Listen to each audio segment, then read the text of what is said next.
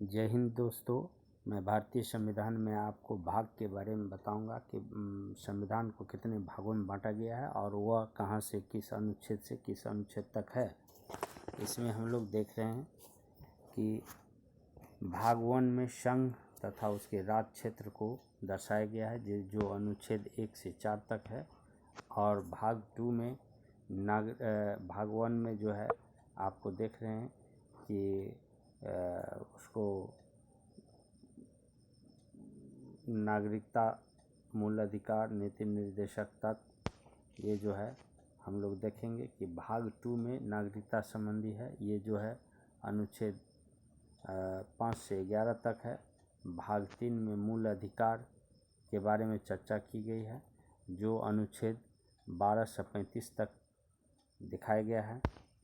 और भाग 4 में राज्य के निर्देशित नीति निर्देशक तत्व आते हैं जो अनुच्छेद 36 से 51 तक में उसका पूर्ण डिफिनेशन और व्यवस्था दी गई है और इसको डिटेल में भी पढ़ा जा सकता है।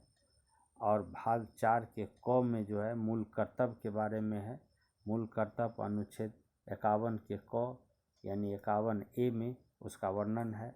अब देखते हैं कि भाग 5 में जो है संघ यानी यूनियन के बारे में बताया गया है जो अनुच्छेद 52 से अनुच्छेद 151 तक में चर्चा की गई है।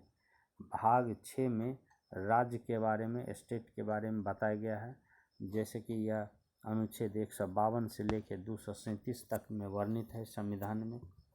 और भाग 7 में आपको पहली अनुसूची भाग ख के राज्य संविधान 7वें संविधान संशोधन अधिनियम 1956 के द्वारा निश्चित है जो अनुच्छेद 238 में यह निश्चित है। केंद्र शासित प्रदेश के बारे में भाग 8 में वर्णित है जो अनुच्छेद 239 से 242 तक वर्णित है। आप देख सकते हैं कि इस तरह पंचायती व्यवस्था जो है भाग 9 में जो है वर्णित है और यह जो है 243 से 243 के 9 तक में इसकी चर्चा है। और भाग 9 के 19 ए में और 9 क में नगर पालिका की जो है चर्चा की गई है जो 243 से 243 तो से लेकर 243 य और 6 तक के पैराग्राफ में वर्णित है। उसी भाग 9 के बी में और 9 के ख में सहकारी समितियों के बारे में चर्चा है जो 243 अनुच्छेद य और ज में वर्णित है और 243 य और 9 तक है। इस तरह भाग 10 में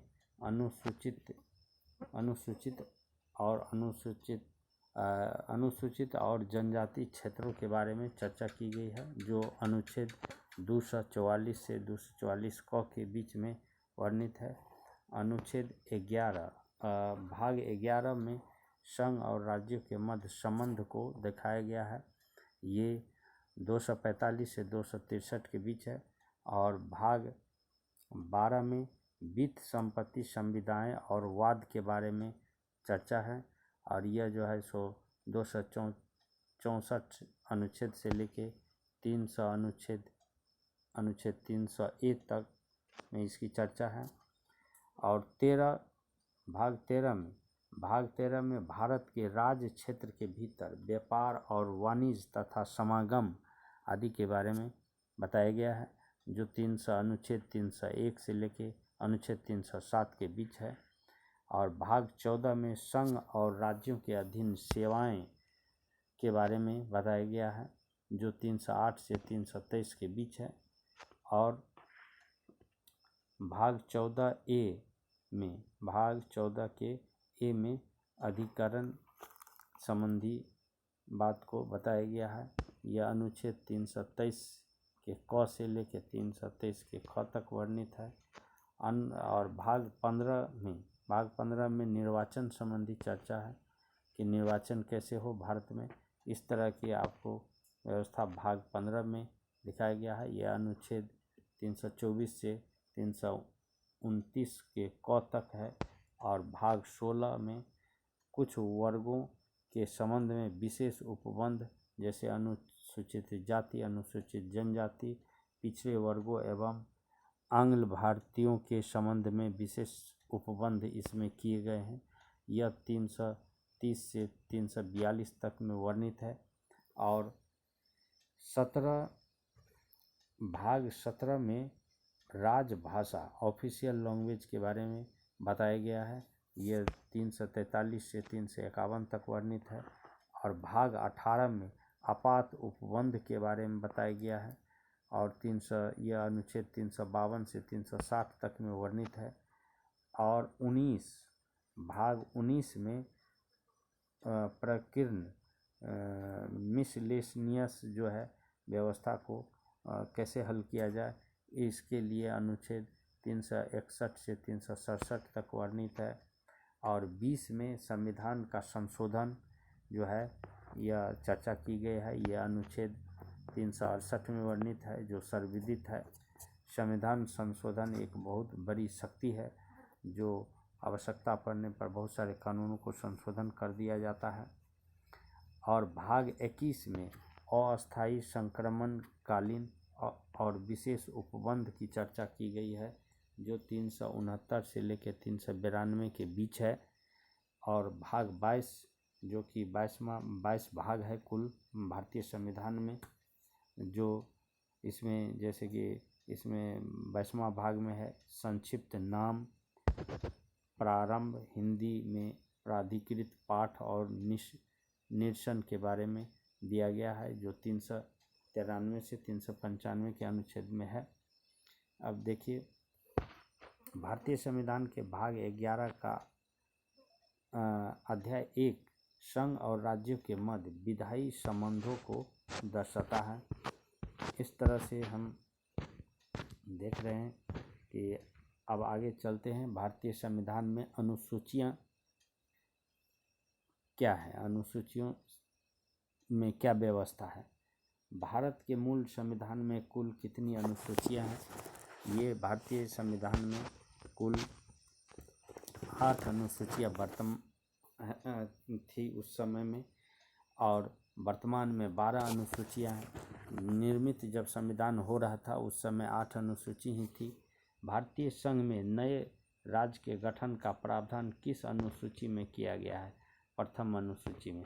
भारतीय संविधान के प्रथम अनुसूची राज्य के नाम और उसके राज्य क्षेत्र का विवरण प्रदान करती है। भारतीय संविधान में 9वीं अनुसूची को किस संविधान संशोधन के माध्यम से जोड़ा गया? प्रथम संविधान संशोधन 1951 के तहत 9वीं अनुसूची को जोड़ा गया है। भारत के संविधान की किस अनुसूची में विभिन्न राज्यों में अनुसूचित क्षेत्रों के प्रशासन और नियंत्रण के लिए विशेष उपबंध है? 5वीं अनुसूची में। अभी देखते हैं कि सरकारों द्वारा शुल्क एवं कर लगाने का अधिकार संविधान के किस अनुसूची में उल्लेखित है? 7वीं अनुसूची में। राज्य भूमि सुधार अधिनियम को संवैधानिक सुरक्षा प्रदान करने हेतु इसे किस अनुसूची में सम्मिलित किया गया है? 9वीं अनुसूची।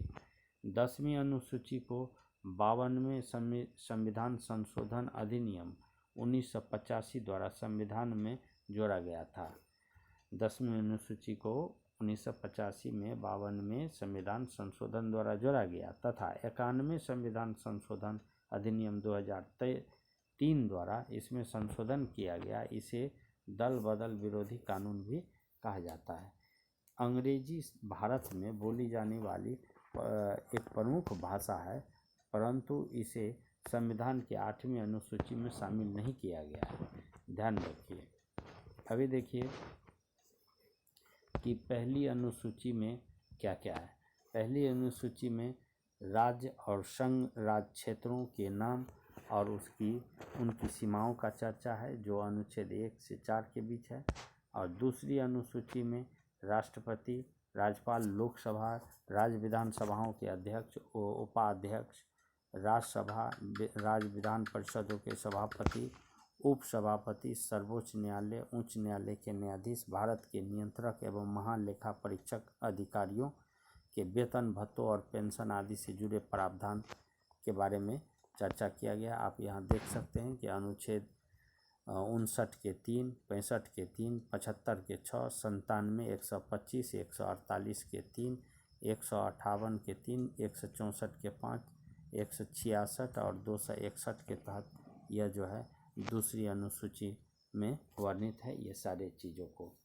तीसरी अनुसूची में क्या है?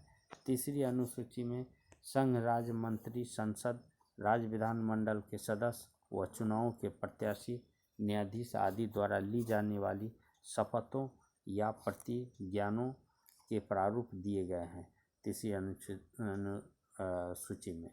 इसमें अनुच्छेद 75, 84, 99, 124 के 6, 148 के 2, 164 के 3, 173, 188, 219 अनुच्छेद में इसकी व्यवस्था की गई है। मेन बात है कि सभी अनुसूचियों को ध्यान में रखा जा सकता है, लेकिन कुछ अनुसूची ऐसे हैं जिसको बराबर परीक्षा में पूछा जाता है, इसीलिए इसको एक नज़र देखना चाहिए। अगर तैयारी अच्छी हो तो सफलता ज़रूर मिलती है और इसमें सभी भाई बहनों से आग्रह है ये ज़रूर देखें और एक बार 2 बार इसको स्मरण करें। यह बहुत ही महत्वपूर्ण संग्रह है। बहुत ज़्यादा पढ़ने की ज़रूरत नहीं होती, लेकिन सटीक चीज़ पढ़ने की ज़रूरत होती है जिससे कि सफलता मिलती है। चौथी अनुसूची में हम देख रहे हैं कि राज्य और संघ राज्य क्षेत्रों के लिए राज्यसभा में स्थानों का आवंटन जो है इस अनुच्छेद में किया गया है। अनुच्छेद 4 के 1 और 80 के 2 में इसका व्यवस्था है। पाँचवीं अनुसूची में अनुसूचित क्षेत्रों और जनजातियों के प्रशासन और नियंत्रण से जुड़े प्रावधान है जो 244 अनुच्छेद में इसकी व्यवस्था की गई है। छठी अनुसूची में असम, मेघालय, त्रिपुरा, मिजोरम राज्यों के जनजाति के प्रशासन से संबंधित उपबंध है और यह अनुच्छेद 244 के 2 और 275 के 1 में वर्णित है। सातवीं अनुसूची संघ सूची, राज्य सूची, समवर्ती सूची में शामिल विषय है जो अनुच्छेद 246 में वर्णित है और सातवीं अनुसूची से बराबर जो है सो आपको प्रश्न रहेगा, इसलिए इस अनुसूची को जरूर ध्यान में रखिए। 7वीं, 8वीं और 9वीं अनुसूची जो है बराबर किसी न किसी एग्जामिनेशन में पूछा जाता है। जैसे कि 7वीं अनुसूची में संघ सूची है, राज्य सूची है, इसमें कितने विषय हैं कि किस राज्य को किस पर कानून बनाने का अधिकार है, संघ को किस पर कानून बनाने का अधिकार है और कौन से मामले पर दोनों राज्य और संघ दोनों बनाते हैं, आगे हम लोग देखेंगे।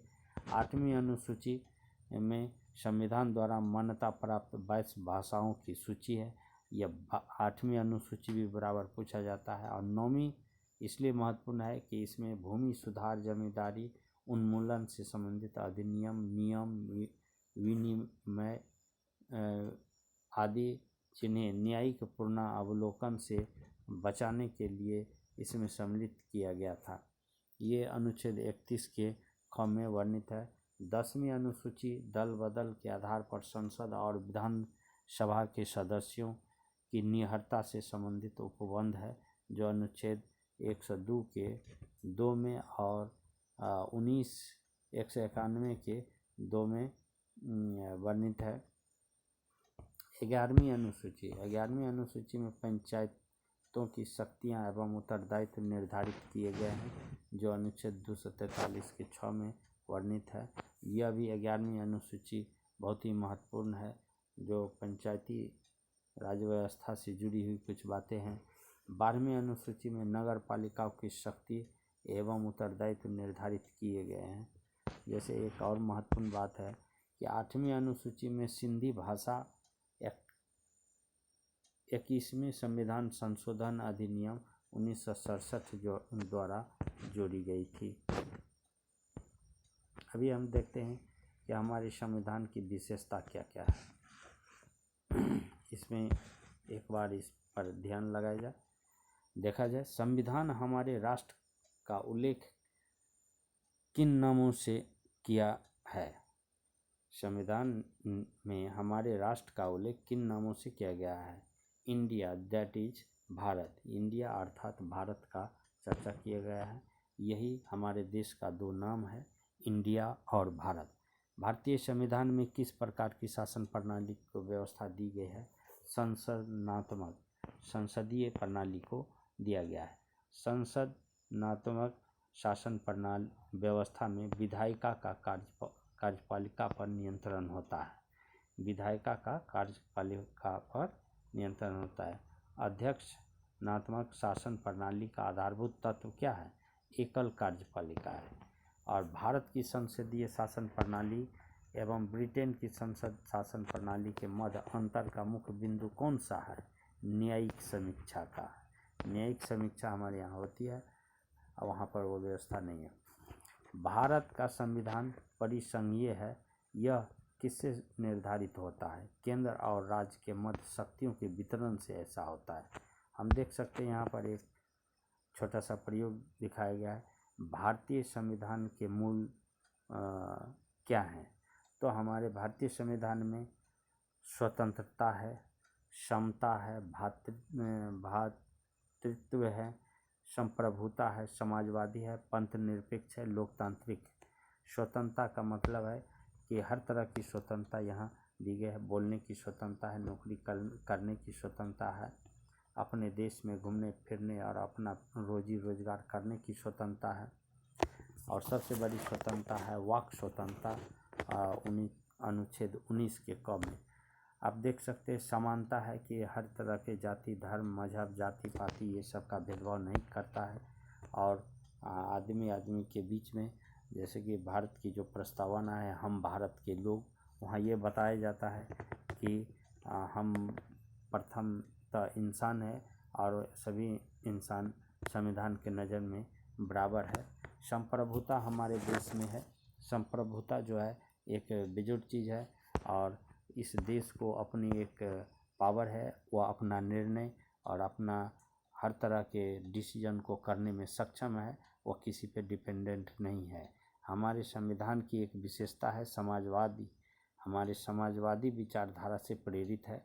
पंथ निरपेक्ष, गुटबाजी ये सबसे दूर है और एक बेहतर संविधान का जो है स्वरूप है हमारे देश में, और ये लोकतांत्रिक पद्धति पर आधारित है। तो नीति निर्देशक तत्व एवं मूल अधिकारों को संविधान की आत्मा किसने कहा है? ग्रेनविल ऑस्टिन ने। नीति निर्देशक तत्वों के तथा मूल अधिकारों को संविधान की आत्मा किसने कहा है? ग्रेनविल ऑस्टिन ने। मूल संविधान में कुल कितने अनुच्छेद और कितनी अनुसूचियां हैं? 395 और 8 अनुसूचियां हैं। सर्वप्रथम कांग्रेस के किस अधिवेशन में जनगण मन गाया गया था? कलकत्ता अधिवेशन 1911। राष्ट्रगान के गायन का मानक समय कितना है? 52 सेकेंड। भारतीय संविधान की जटिलता के कारण इसे वकीलों का स्वर्ग कहा गया है। अभी चलते हैं इस तरह से।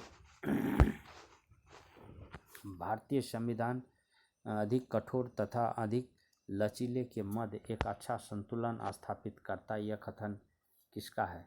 केसी व्हेयर का। भारतीय संविधान अंशतः कठोर और अंशतः लचीला है, क्योंकि समय आने पर यह कठोर भी हो जाता है और समय आने पर लिबरल भी है, लचीला भी है। इसीलिए कभी कभी लचीलापन के चलते हम लोग संविधान को बहुत कमज़ोर समझने का गलतफहमी करते हैं, जो ऐसा नहीं है, क्योंकि आवश्यकता पड़ने पर वह उतना ही कठोर हो जाता है। भारत अर्ध संघात्मक राज है, यह किसने कहा था? केसी व्हेयर ने। भारतीय संविधान के वृहद होने का क्या कारण है? संघ तथा राज्यों का एकल संविधान।